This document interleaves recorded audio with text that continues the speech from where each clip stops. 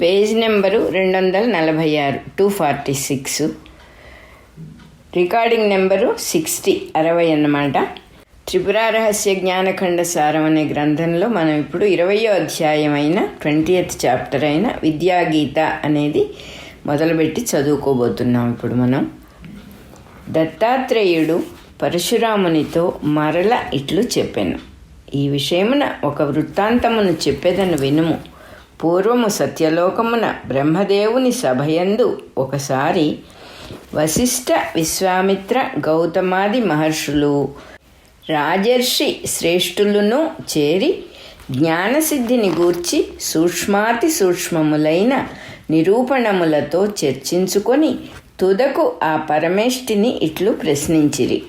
భగవానుడా, మేమందరమును లోక వ్యవహారమును పరతత్వమును కూడా తెలుసుకొని జ్ఞానులమై ఉన్నాము. స్వభావములయందలి భేదముల చేత మాలో కొందరు సమాధి యందే ఎక్కువ కాలము గడుపుచుండగా మరికొందరు వాద ప్రతివాదములయందు ఆసక్తులై ఉన్నారు. కొందరు భక్తి నిమగ్నులై ఉండగా కొందరు కర్మపరాయణులై ఉన్నారు.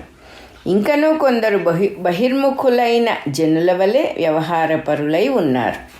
వీరిలో శ్రేష్ఠులెవరో చెప్పుము. ఒక్కొక్క పక్షమును మాకు తోచిన యుక్తులతో ప్రమాణములతో అవలంబించి అది ఏ శ్రేష్టము అని నిరూపించుచున్నాము. ఒకరు నిరూపించిన దానిని ఇంకొకరు అంగీకరించుట లేదు. కావున నీవే నిర్ణయింపవలెను. అప్పుడు ఆ పరమేష్ఠి వారికెవరికి మనస్సు విశ్వాసముతో కుదుటబడకుండుటను గమనించి ఇట్లనెను. మునీంద్రులారా, మీకున్నట్లే నాకును ఒక అభిప్రాయం ఉన్నది. మనమందరము ఈ విషయమును సర్వజ్ఞుడైన పరమేశ్వరుని వలన తెలుసుకొందాము. పిమ్మట బ్రహ్మదేవుడు విష్ణువుతో మహర్షులతో పరమేశ్వరుని యుద్ధకు పోయి మహర్షుల వివాద విషయమును వివరించెను. పరమేశ్వరుడు ఇట్లా అనుకొనెను. వీరి యందు శ్రద్ధ విశ్వాసము కనిపించుటలేదు. ప్రతి వ్యక్తియు తన అభిప్రాయమే సిద్ధాంతము అని దృఢముగా అనుకొనుచున్నాడు. ఇప్పుడు నేను ఏది చెప్పినను వీరు అది నా అభిప్రాయముగా మాత్రమే తలంతురు గాని యథార్థమైన తత్వముగా గుర్తింపరు. కావున ఇప్పుడు నేనేమి చెప్పినను వ్యర్థమే అగును. ఇట్లు తలచి ఆయన, అయ్యా, నాకును ఇది స్పష్టముగా తెలియదు. మనమందరము విద్యారూపిణి అయిన త్రిపురా పరమేశ్వరిని ధ్యానించి ఆమె వలన ఈ విషయమును తెలుసుకొందము అని పలికెను. అంతట వారందరూ ఆ మహాదేవిని ధ్యానించిరి. అప్పుడు ఆ మహేశ్వరి ఆకాశమునందు శబ్దమయమైన రూపముతో ఆవిర్భవించి, ఋషులారా, త్వరగా చెప్పుడు, ఏల మీరు నన్ను ధ్యానించితిరి? నా భక్తులకు ఎప్పుడునూ కోరిక తీరకపోవుట అన్నది లేదు అని మేఘగర్జన స్వరముతో పలికెను. అప్పుడు వారందరూ ఆమెకు ప్రణమిల్లి స్తుతించి ఇట్లనిరి. శ్రీ విద్యారూపిణి అయిన ఓ త్రిపురేశ్వరి, నీకు నమస్కారం. అమ్మా, నీవు సృష్టిస్థితిలయ కారినివి, సర్వజ్ఞురాలవు, సర్వరూపిణివి. ఎల్లరకు నీవే హర్షమును కలిగించుచున్నావు. దేవి, నీకు మరల మరల నమస్కరించుచున్నాము. నీ యొక్క పరరూపము, అపరరూపము, ఈశ్వరత్వము, జ్ఞానము, దాని ఫలము, అందులకు ముఖ్య సాధనము, సాధకుడు, సిద్ధి, సిద్ధి యొక్క పరాకాష్ఠ, జ్ఞానసిద్ధులలో ఉత్తముడు అను ఈ విషయములను దయతో చెప్పుము. నీకు మరల నమస్కరించుచున్నాము. పరరూపము అని ఇక్కడ హెడ్డింగ్. విద్యారూపిణి అయిన ఆ మహాదేవి దయతో ఇట్లు స్పష్టముగా చెప్పెను. ఋషులారా, అందరూ శ్రద్ధతో వినుడు. శాస్త్రము అను మహాసముద్రము నుండి అమృతము వంటి సారమును మీకు అందించుచున్నాను. దేనియందు ఈ జగత్తు సృష్టి స్థితి లయములను పొందుచున్నదో, ఏది అజ్ఞులకు జగద్రూపముగా గోచరించుచున్నదో అదియే నా పరరూపము. అదియే యోగులకు అంతరంగమున గంభీరమైన చైతన్య మహాసముద్రము వలె నిర్వికల్పముగా నిశ్చలముగా భాషించుచున్నది. కొందరు నా ఈ పరరూపమును అద్వితీయమైన తమ స్వరూపమునుగా తెలుసుకొనుచుండియు స్వభావావశమున మహాభక్తులై బలవంతముగా భేదమును కల్పించుకొని ఆరాధించుచున్నారు. అంతఃకరణము, ఇంద్రియములు, దేహము మొదలగు వానికి అన్నింటికి ప్రాణసూత్రము వలె ఉండి ఇదియే వానిని నడుపుచున్నది. ఇది భాసింపకున్నచో లోకమున ఏదియూ భాసింపదు. శాస్త్రములు నా ఈ పరరూపమునిట్లు నిరూపించుచున్నవి.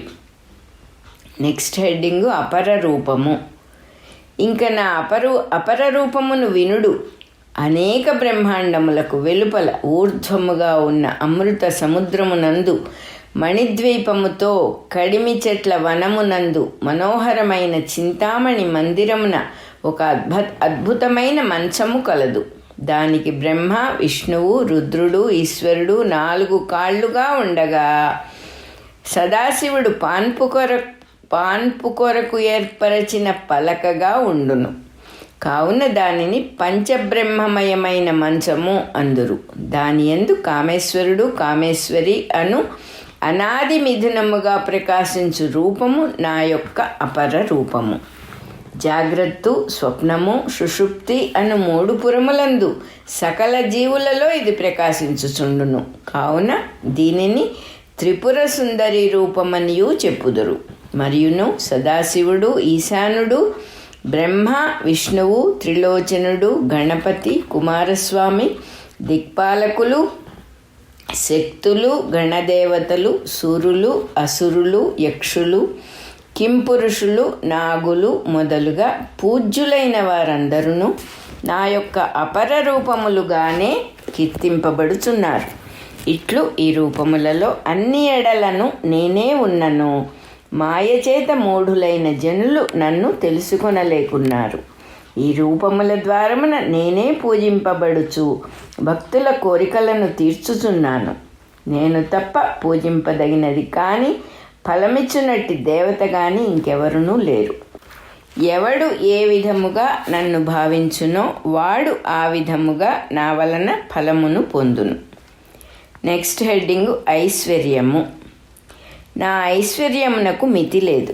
కేవలము చైతన్య రూపిణిగా ఏకరూపమున ఉన్న నేను ఇతర ద్రవ్యములతో అక్కరలేకయే జగత్తు యొక్క రూపమున భాషించుచున్నాను. అట్లు భాషించుచున్నను నా యందు రెండవ వస్తువు లేదు. ఒక్క వస్తువు తన ఏకత్వమునకు భంగము లేకుండా పెక్కు రూపములతో భాషించుచుండుట నిజముగా దుర్ఘటము. అట్లు దుర్ఘటమైన దానిని సుసంఘటితముగా భాషింపచేయుచుండుటయే ముఖ్యమైన నా ఈశ్వరత్వము. సూక్ష్మదృష్టితో నా ఐశ్వర్యమును చూడుడు. నేను సర్వమునకు ఆధారముగా ఉండి అన్నింటి యందును వ్యాపించి ఉండియును దేనితోనూ సంబంధమును పొందక కేవలముగా ఉన్నాను. నా మాయచేతనే నా స్వరూపమును ఆవరించి సంసారము కలదాననై శిష్యత్వమును పొంది గురువునాశ్రయించి ఆత్మతత్వమును తెలుసుకొని ముక్తురాలనగుచున్నాను. ఇట్లు అనేక పర్యాయములు ముక్తురాలనగుచున్నాను.